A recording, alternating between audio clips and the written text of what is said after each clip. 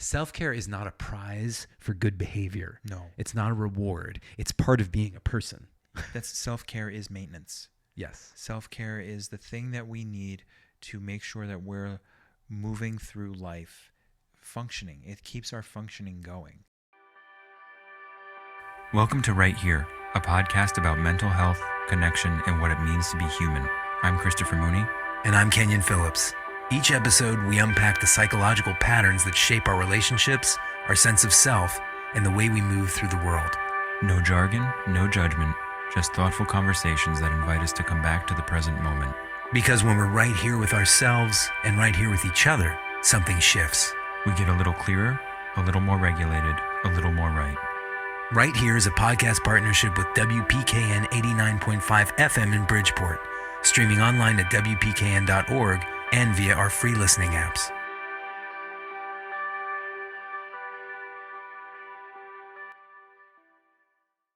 All right, self-care, not self-improvement today. Not self-improvement. That's what we're going to hit.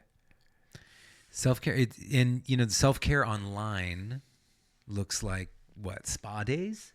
Spa days, or I don't even know. When I think back about over like the last 10 years of like, hey, take care of yourself. And this is really critical in our field, right? And when we talk about mental health, and everybody's always talking about, take care of yourself. What's your self-care? How are you kind of recharging as a clinician?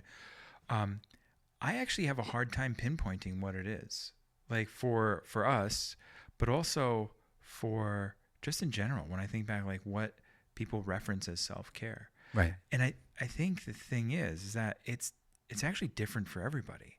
It's really kind of like specific to the person. Mm-hmm. And so when you get all this kind of, social media and just kind of people talking about like, hey, this is what self-care is, like spa days or, vacations or whatever it might be, that might not actually register for certain people. For a lot of people. Yeah. I mean, because that kind of self-care looks really expensive. And it looks like you need a lot of time on your hands. Right. And self-care within the context that we're talking about it is for people who are on the go all the time. Yeah. The people we're sitting with every day aren't saying, I need more spa days. No. They're saying, I don't remember the last time I got a full night's sleep. Yeah. Self-care for me would be like sleep 25 more hours a day. And, just endless time to kind of get more things done. Right.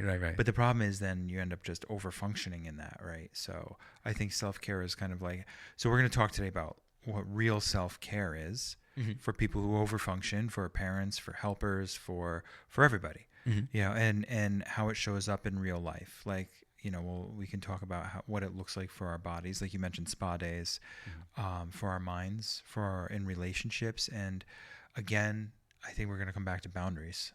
And that's really, always in self-care, I think boundaries are going to come up. Yeah, so absolutely. And not being guilty for taking care of yourself. That's another part. Oh, totally. Yeah. Beautiful. So, yeah, if we think about it, right, like if we scroll through any of our, your social media of choice, spa days typically look like, or self-care looks like candles, face masks, vacations, like you were saying, things that seem like expensive, like, hey, I'm going to carve this time out for myself. Right. But it's like a reward almost, right? That's something we earn. Yeah. Exactly. It's a special event. A special event. But I don't know if we ever feel like we earn it, or I wonder, like you were saying, like this guilt, right? Like, so if you do a bunch of stuff and then you take time off, do you end up experiencing guilt, right? And then is there guilt attached to what was supposed to be this self-care event? Absolutely. And I think, I experienced this recently going on vacation. And since we started our practice and we've been building this, I've not really taken any time. And I ended up working through most of the vacation, just periodically here and there, but it was still like, there was still this, I had to like detox from work, and I felt guilty actually taking time away. That's the thing. We are so overly scheduled that, just in order to survive, we feel like that is, what it takes. Yeah. And yeah, as a result, it's like, going to bed when you're really tired, but you're stressed. You lay down, just because your head hits the pillow doesn't mean you're actually going to fall asleep. Exactly. Exactly. What do you do with all the racing thoughts? Mm-hmm. Yeah. And I think self-care, especially a vacation, is the same. Right. So we want to talk about, this is self-care without marketing, right? It's not a luxury.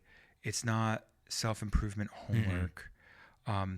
This is really basic maintenance for your body, for your mind. And I'm curious, and we're going to talk about this, as to why it's so hard for people when we know we need it, mm-hmm. and we all talk about it and it's all evident, mm-hmm. but there's really it's just such a difficult switch to flip. It is. Right. And a lot of people ask, like, how do I do self-care? Right. Beyond just saying self-care. Yeah. And stock images of spas. And that's exactly. So let's talk about what people think self-care is versus what it really is. Okay. Commonly we look at like that commercial social media version, right, where it's products, treats, getaways, me time. And like I was saying, these are all marked events. And it's also marketed as an escape. Yeah. Like, this is, your indulgence, your ritual, mm-hmm. your time. Yes. Take your getaway. Me time. It's not sustainable, because it comes out as like the only way to do this. Yeah. And for most people, I think, especially now, carving out a week-long trip or even a long weekend, mm-hmm. is really difficult. Coming up with the money and the funding to do it when everybody's kind of struggling to kind of, maintain their lifestyle. Right. Right. Not even an extravagant lifestyle, but just maintain. If we can redefine self-care, mm-hmm. as the way, I don't know, the way like a health organization would define it, which is like an ongoing daily action to protect and promote your health, your physical health, your mental health, and manage your stress, and basically cope with whatever challenges come your way. Absolutely. So so we're shifting the paradigm, right? So mm-hmm. because I think the paradigm of self-care became this commercialized, diluted version. It's almost like Valentine's Day, Good point. It's like we talk about Valentine's Day, and it really just became about cards and flowers and chocolates and everything else, and right. and going over the top. Even you have to go out for an expensive dinner on that day, and right. you look at all the money put into it. But that's not really what this is about, right? So I think we can kind of look at that as a parallel process. Yeah. Self-care has become the same thing. Yeah, self-care has become performative in the same way you're describing Valentine's Day. Right. So if I buy a $120 candle, I'll feel much better about myself. Absolutely. Even though I'm going to loathe burning it, because that's $120 literally going up in flame. Yeah. I never thought of it that way. No, I'll never burn another expensive candle. No, again. They smell good, but just they smell good just to leave open and not burn them. Exactly. So shifting that paradigm, right? Like the shift to redefining, or actually, let's not talk about redefining self-care. Okay. Let's call it reclaiming what self-care was. Oh, I like that. And I think that's important, because it was something that was maintenance, or maybe was just kind of automatic. And it became diluted and commercialized. And totally. So, and reclaiming what self-care is. And self-improvement is what it's not. I think self-acceptance, we often say in recovery, it's about self-acceptance rather than self-improvement. But I think within the lens of self-care, why is it so hard for us to accept that we need these basics? Mm-hmm. We need... this isn't about becoming better people. No. It's about acknowledging that we have bodies, we have minds, we have relationships, and we need to sustain all of those. We're not Marvel superheroes or DC superheroes. That's right. Thank you for noting the difference. No, it is this. That's self-improvement is a separate process, right? And we've talked about that, and we'll talk about that more in the future. That is making certain adjustments in your life, mm-hmm. and focusing on the things that you want. This is really about maintaining. It's like, I always think of cars. I mean, because I like to associate everything with cars. Yeah. This is making sure that, you know, your old Toyota is still running, right, like 15 years later, and that you do that by changing the oil and, you know, maintaining all the fluids and just kind of making sure everything works. Right, exactly. You know, you're not running out to buy a new car every time your car like kind of seems to be getting too old or a little sluggish. Right. It would be nice, but that's not, the old ones work just fine. They do. You just have to maintain it. You have to maintain them. And these bodies we're in work if we maintain them. Yeah. So, Kenyon, the difference between self-care and self-improvement is, I think self-care keeps us functional, it keeps us grounded, it keeps us connected. Mm-hmm. And self-improvement is more about fixing, optimizing, upgrading. There's an implicit criticism, a self-criticism in the idea of self-improvement. How so? The idea is that something needs to improve. Okay. Whereas self-care, the way you're talking about it, which I love, is, hey, this is something we need and we deserve. Mm-hmm. And it's what keeps us at status quo. It's what, you know, it kind of gets rid of the idea of like, oh, you need to improve yourself. Right. How about looking at our lives as looking at your life as, Chris, you're great. And this is what you need to do to stay great. Yeah. That sounds much better than, hey, I need to do these things to be a better person. Exactly. Yeah. You're right. That and it removes that negative. We've talked about like the negativity buffet. Negativity right? buffet. So, all you can eat. That's right. So this actually is a nice counter to that. If we have the reframe of self-care versus self-improvement. Totally. Separation. Some of the barriers to I think to self-care and why it's so hard for us is that we kind of use over-functioning as an identity. Yes. You know, and we think about how often we hear, when you ask somebody how they're doing, like, oh, I'm so busy. Oh, I'm like, everything's crazy right now. Right. That narrative spills over into how we manage our own life and how we feel about ourselves. And it also spills over how we caretake ourselves. And I think that we often see ourselves as like the really responsible ones. We're responsible for the family, for extended family. We're responsible for, you know, maintaining the house or whatever it might be, the job. This could be in the workplace. Oh, I'm the one that has to do all these things versus letting other people kind of share responsibility. Like when you set up for the podcast right, recording? Yeah, and I'm like, you know, come on, man. No, this is all on me. So we see ourselves as the strong one, maybe, or this is kind of the responsible one, the strong one, or the helper. Right? I have to be the one that's always, you know, setting aside my needs in order to help other people. Yeah, we learn to self-abandon. Yes. Because it's all about output, right? It is. It's not about, our value is only in how much we can accomplish. I think we're trained to. That's the measure, right? Yeah. How much can you do versus how are you being? How are you existing? Exactly. But within that context where all the emphasis is put on output and doing, self-care is going to feel selfish. It's going to feel lazy. Absolutely. It's going to be interpreted as slacking off. Totally. It's going to be avoided. It is, because we don't want to be seen as, oh, you're taking time, you're resting. How dare you take 20 minutes and put your feet up at the end of the day? You can't lay on the couch. No. Or watch a show or do whatever you want, right? Absolutely. That's done when you get in bed at night and you're scrolling through your phone for 2 hours instead. So it ends up interfering with your ability to sleep, which is, you know, negating any self-care you would have. Exactly.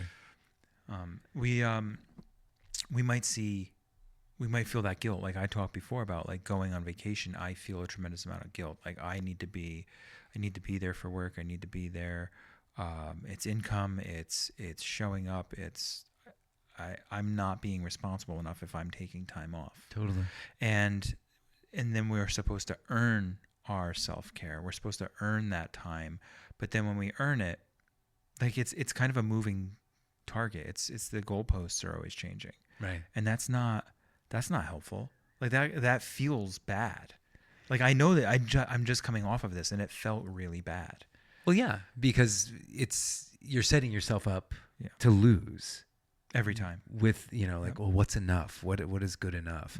Oh, I'm getting older and quote unquote better, so I need to do more. Anytime we, base our self-worth on accomplishment, we are setting ourselves up to lose. Yeah. I see it in people who retire and suddenly they have a crisis of identity because they felt like they were only as good as their last job, or, what they did, what they accomplished within that job. Yeah. And then all of a sudden it's like, well, I'm not working, so who am I? Yeah. Where's my value? Size matters. Its size counts. Let's put it that way. And I think there's confusion around that, right? This idea of like, unless it's this big overture, it doesn't count. And so whatever I have to do to take care of myself, it needs to be something grand or something big in order to really make a difference. Right. Like, and I can extract every possible ounce of replenishment out of that.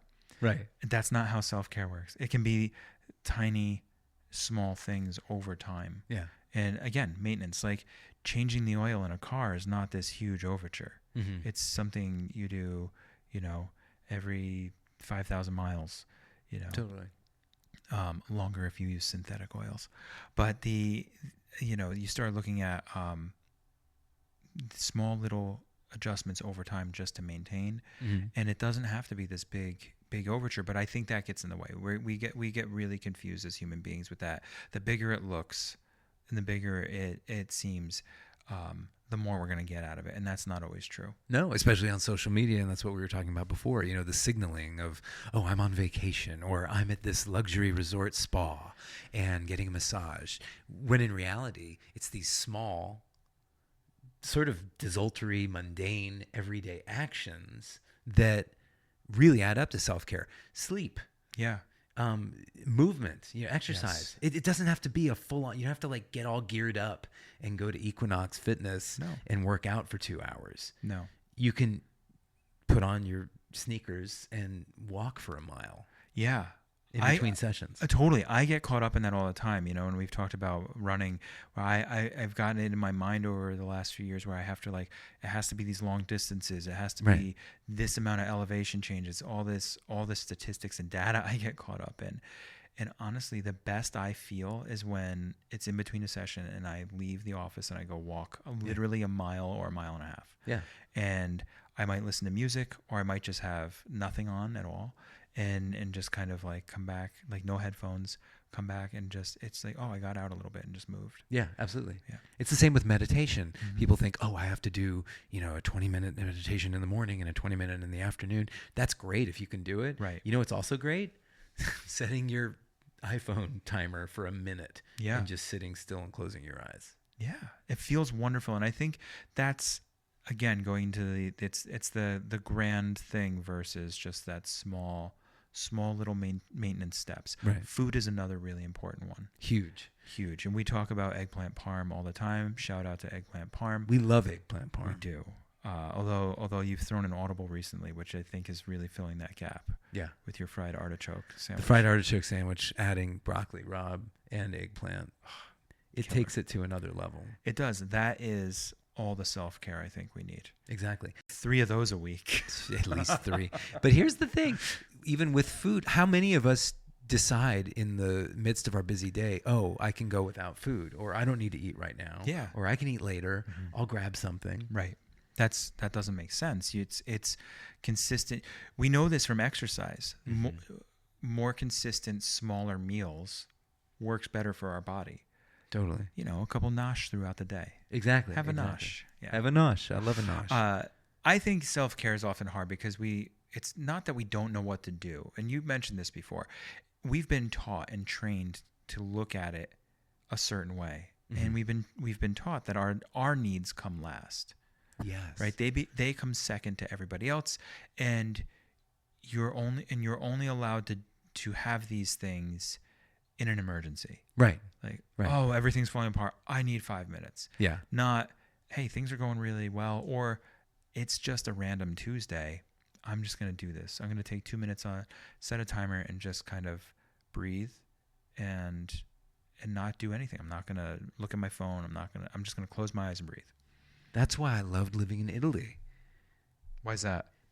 People valued rest, and you weren't expected. We weren't conditioned in Italy to rush back to work at lunch. It was like, have a really nice lunch. Absolutely.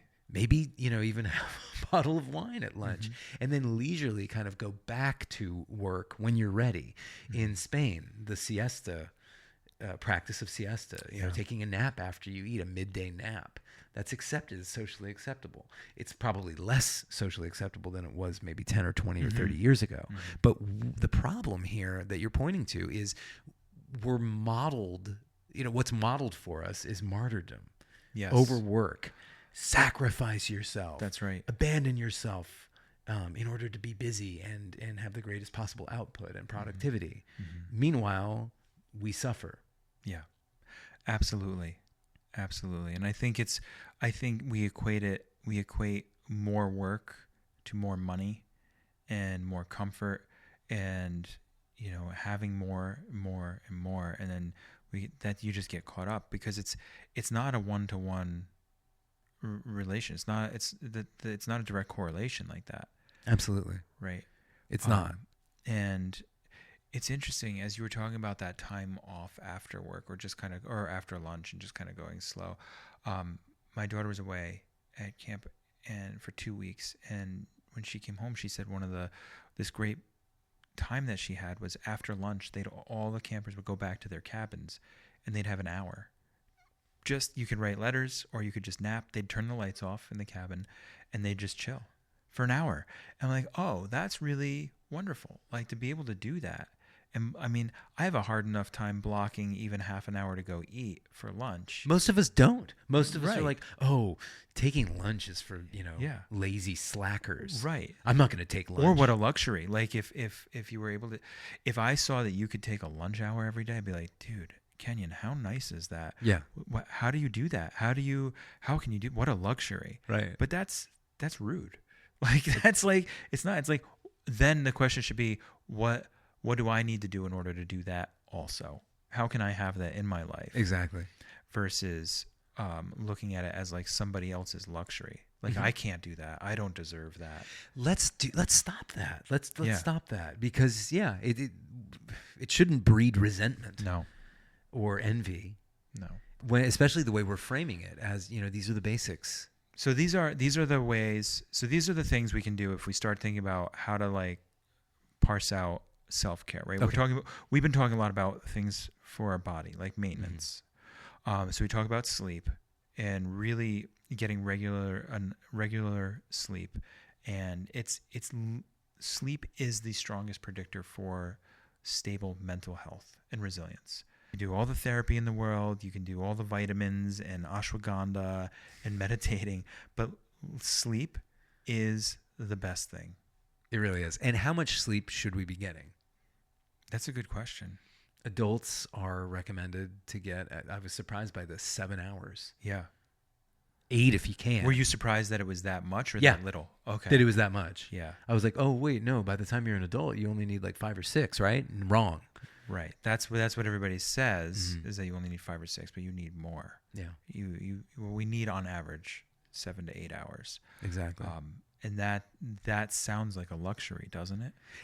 To me right now, it really does. Yeah. I have to say. But if you go to bed at 10, you're still up at, 5 or 6. Yeah. Maybe 7, depending on what time you have to get out, if there's a commute or you're getting kids ready for school, etc. But you can get up. I think it's not about sleeping in later. I think it's actually about going to bed earlier. That's a really good point.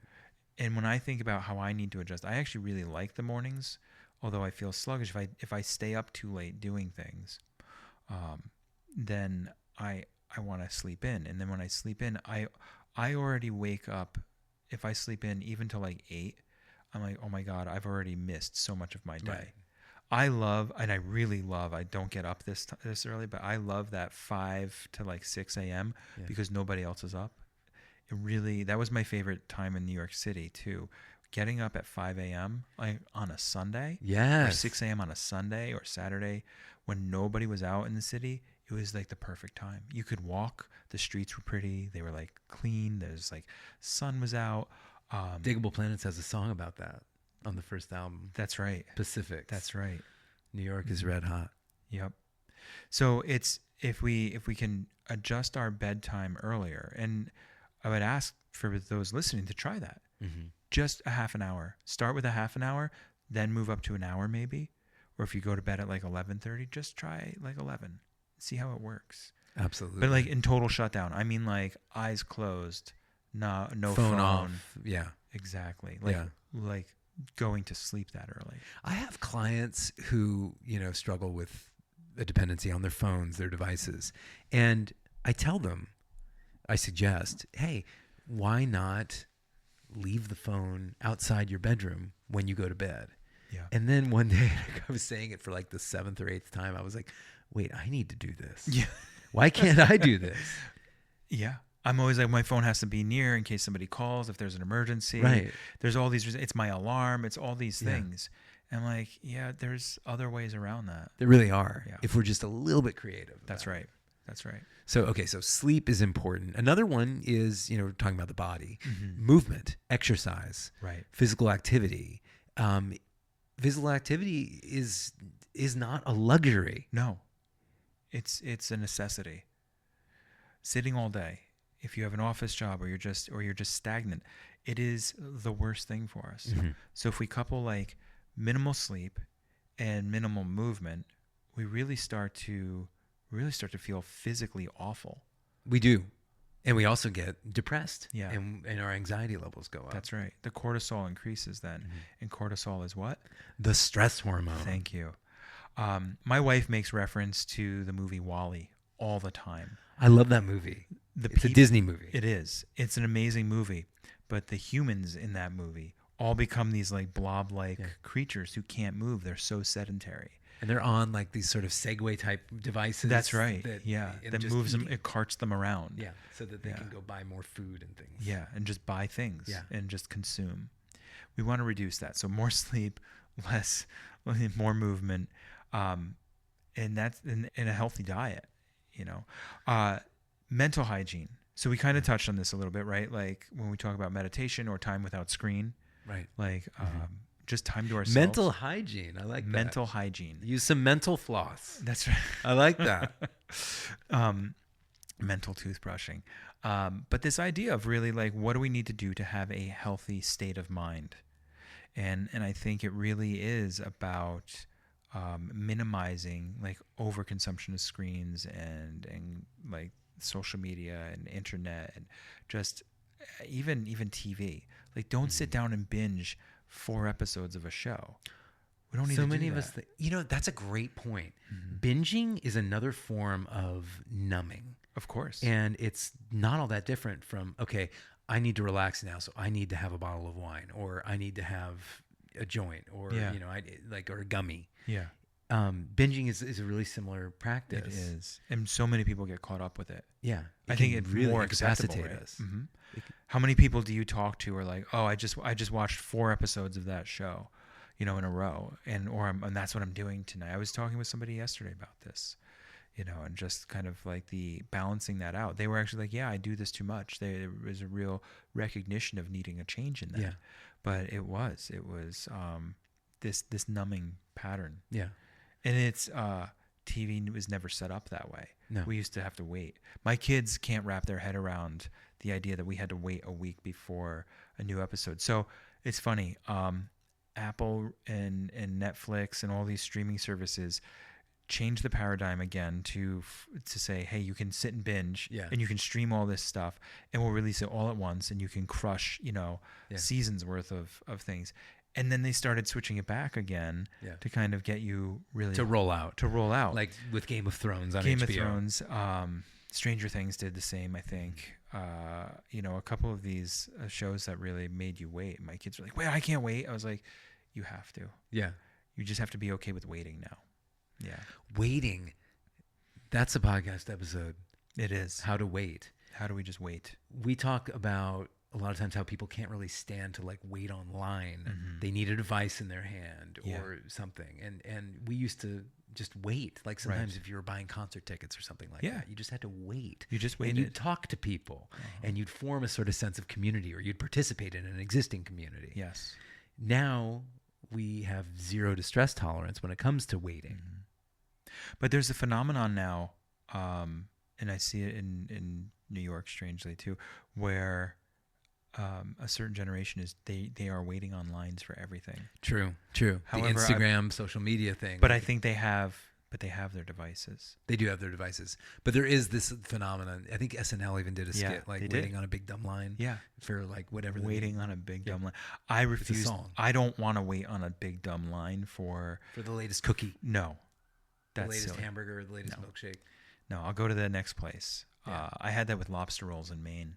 There was like one of the most famous lobster roll places going up the coast, and my wife and I went, and there was a big dumb line outside, and it was going to be like 45 minutes to get a $30 lobster roll. I was like, that's so stupid. Yeah. Across the street was literally the same lobster, and there was no line, and it was like half the price. Right. And we went over, got our lobster rolls, and left, and people were still waiting online. Yeah. Like we ate and left and had a good time, and I was like, these people are still waiting. That's crazy. Why? You're wasting time. It is. Relationship care. Let's talk about that.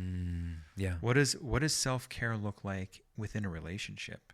Well, it's a cliche, but date nights. If you're a couple that's been together for a long time, there is, and a date night doesn't have to be a huge event where you have to book the premier restaurant and, do it weeks in advance and line up a babysitter. Right.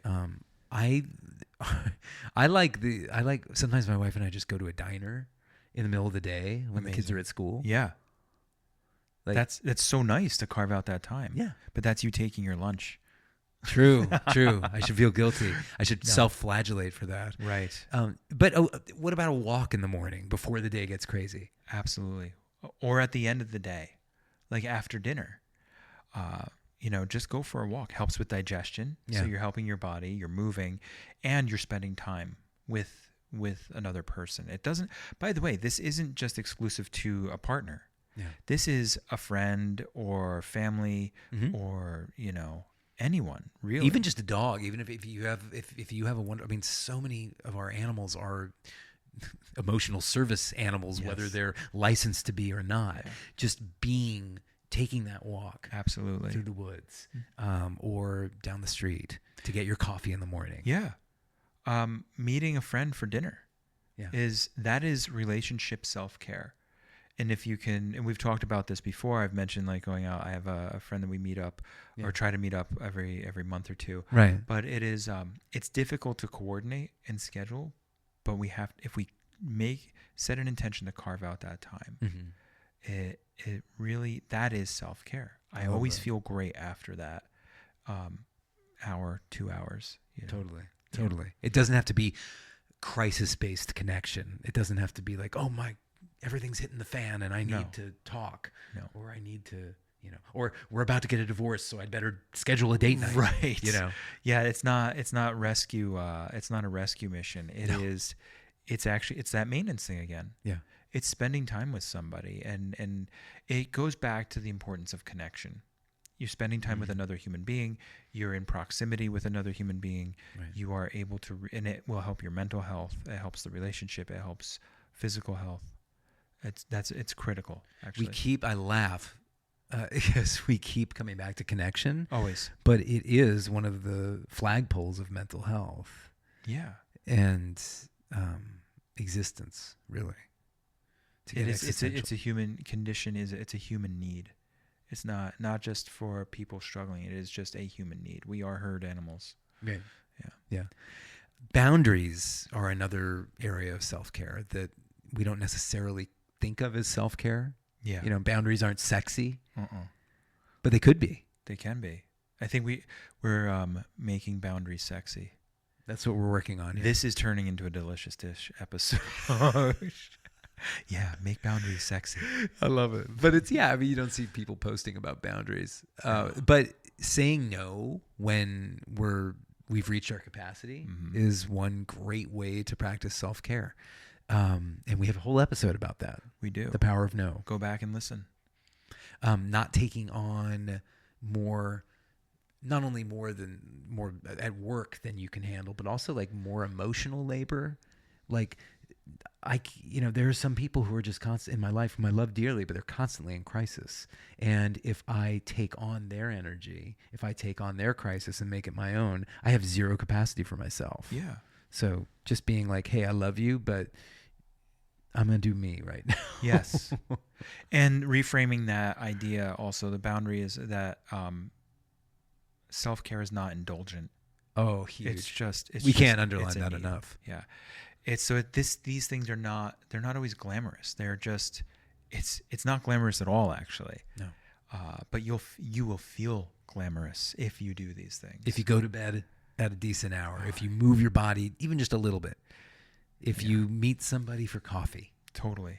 And if you say no before you've collapsed. Dude, if I could go to bed and wake up without massive bags under my eyes for like a week, that would be, I feel like I won the lottery. Then you wouldn't have to get all those injections. That's yeah, all those injections. That's totally me. Amazing. Well, I think of Julia Roberts. Julia Roberts looks amazing, and she will say it in interviews again and again. She goes to bed. She tries to go to bed at like 8 o'clock every night, if she can. That's perfect. Especially go to bed when at she's 8. Like shooting. Yeah.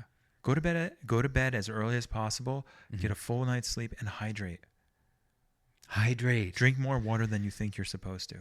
Always. Yeah. And we don't.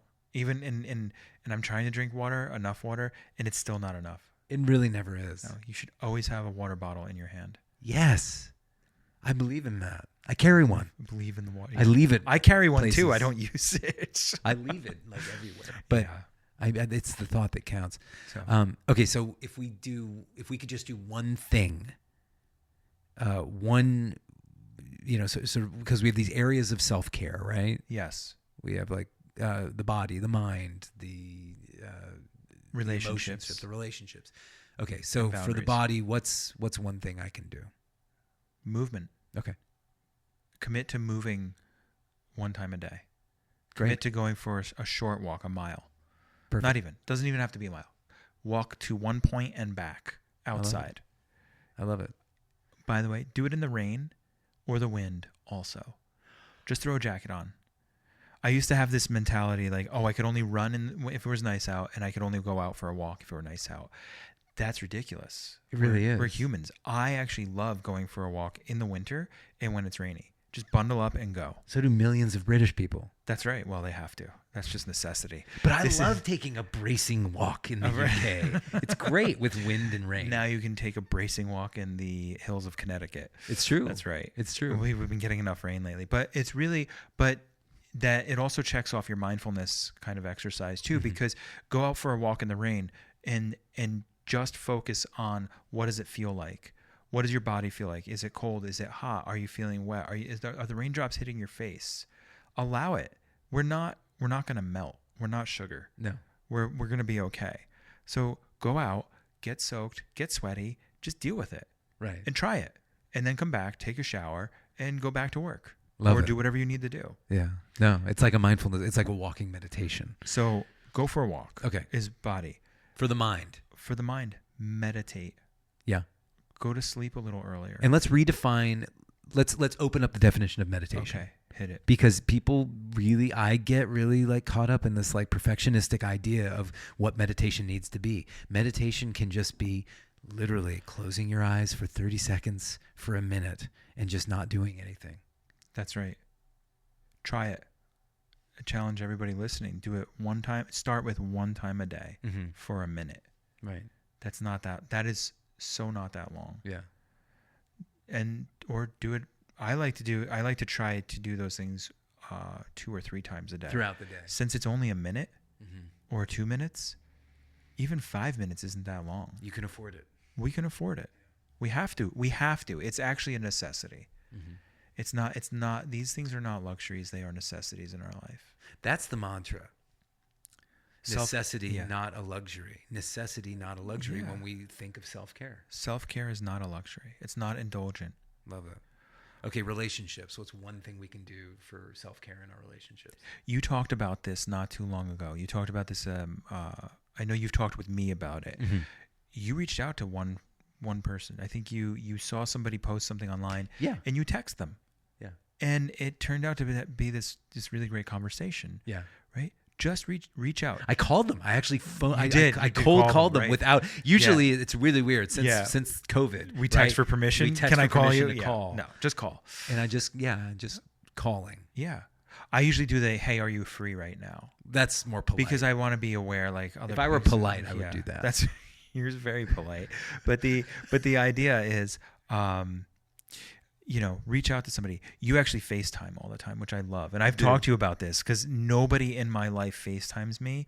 You FaceTime, and now I started doing it with some people, but I love that because it's this like next level phone call connection. I'm like, oh, I get to see you. I can Like, see you. I can yeah. clock your expression. There are Right. things that are communicated in the FaceTime that aren't just over. That's right. Certainly not over text. No.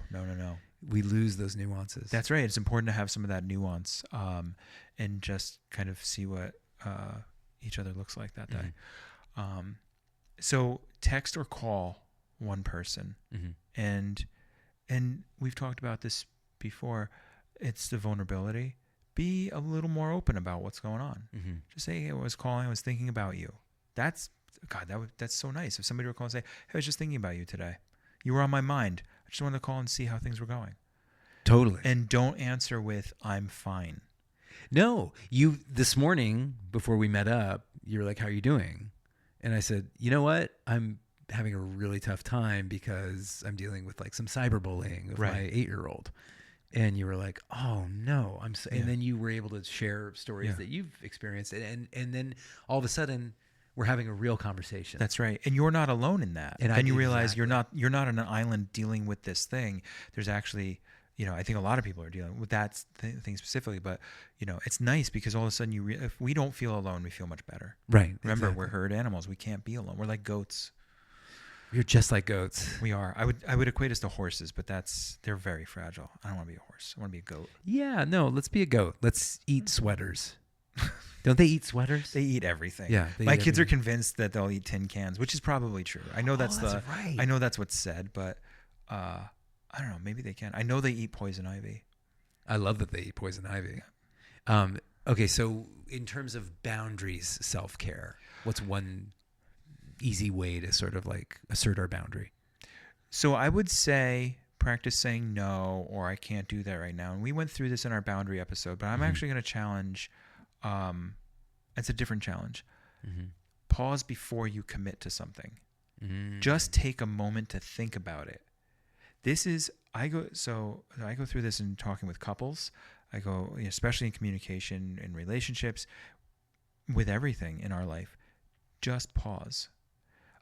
Dealing with kids, dealing with your own kids. Kids are great at this. They'll ask you and put the pressure on you to get some. I want this. I need this now. I need this Right. now. Can you give me an answer? Give me an answer. I really need this. Can I go there? Can I go there? What? But I need. They're asking. Can I go? Just pause. Just say, you know what? I need a couple minutes to think about it. Yeah. I've been doing this with my kids too, and they're not pressuring me because for any other reason. They just want an answer. Right. So we all do. I put Instant pressure- gratification. Yeah, I put that pressure on people all the time too.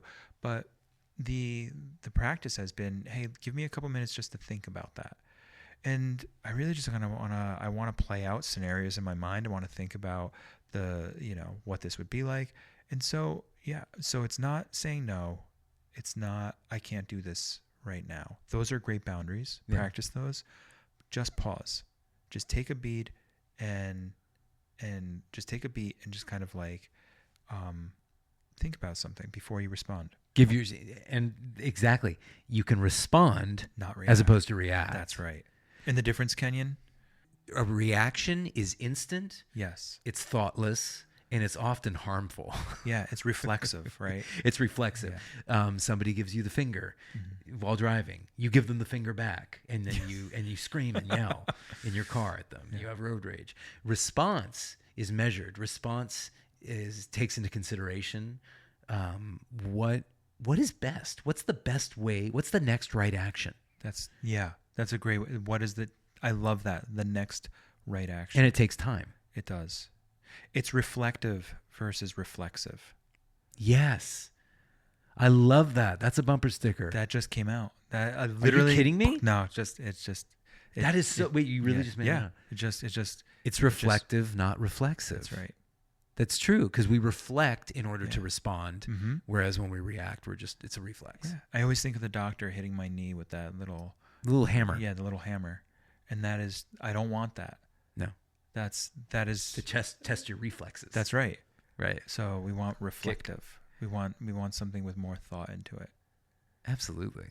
And remember that real self-care isn't so much about what you buy or consume. It's more about what you're willing to stop buying, to stop consuming, Yes. to stop doing. Mm-hmm. As the Tao Te Ching says, do the not do. Right. Yeah. Don't Don't just do something, sit there, pause. pause. Don't just do something, sit there. I love that so much. That's from Recovery, and that's a Yeah. huge, huge slogan. So as we know, with setting boundaries, with everything we've talked about, taking care of ourselves, when we talk about changing our negative self-talk, Mhm. there's always a withdrawal symptom to this. Always. Like when we make any change as a human being, we feel some sense of withdrawal. Again, the withdrawal from this, as we start to change how we look at self-care and kind of reclaim some of that, Mhm. we're going to feel guilt. We're going to feel anxiety, and it's going to be awkward. Yeah. It doesn't mean it's wrong. It actually means it's right. It If means we- it's new. Isn't it that what you means always it's say? New, yeah. It means it's new, and it means that it's working. Yeah. If it feels a little awkward and creates a little anxiety, that's a good thing. Growth is always uncomfortable. Of course. Think of like growing pains. Yes. It means your nervous system is adjusting, Yeah. and that's what we want.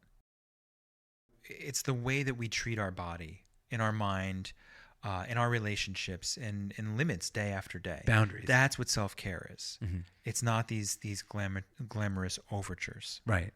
It's just like the daily maintenance. Yeah. And we don't have to be a self-care expert. We don't have to optimize every habit. We don't have to like crunch all the data from our watch or Right. our rings to kind of like Our Aura ring. yeah, in order to really kind of like optimize and maximize. We're not self-care maxing here.